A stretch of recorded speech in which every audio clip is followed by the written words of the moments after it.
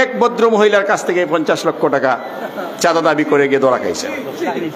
এই এনসিপি বা এই যে সমন্বয়ক যারাই আছে তারা এর আগে রাজনীতিতে কোথায় ছিল?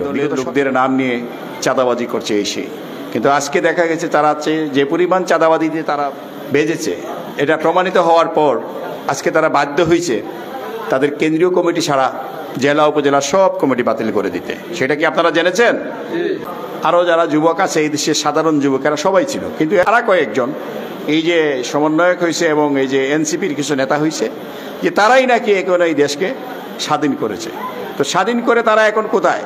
এই যে লুবের ফাঁদে এরা পা দিয়েছে, লুবের ফাঁদে পা দিয়ে এরা আমাদের যে জুলাই বিপ্লব এবং ফ্যাসিস্ট হাসিনা বিরোধী যে আন্দোলন এবং এইটার যে পথ ছিল তারা সেই পথকে হারিয়ে ফেলতেছে। যার কারণে আমরা আশঙ্কা করি যে হয়তো বাংলাদেশ সঠিক পথে এখন আর নেই। আমরা এগুলা বলবো না কে কি জুলাইয়ের আগে কে কি ছিল আর এখন কোন অবস্থানে আছে।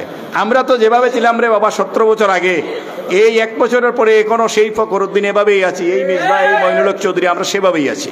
কিন্তু আমরা কি দেখলাম?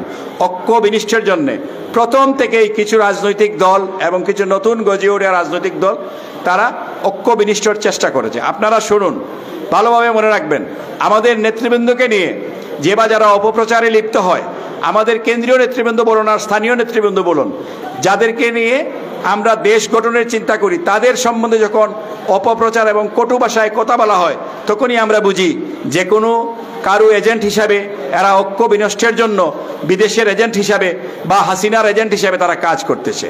সম্মানিত ভাইয়েরা, আমি আর বেশি সময় নিব না, আমরা শুধু একটা কথাই বলবো। এখানে অনেক কথা উঠে এসেছে, আমরা ছাত্রদল করে করে এই পর্যায়ে এসেছি। আমরা হয়তো বড় নেতা নই, কিন্তু ভালো কর্মী দলের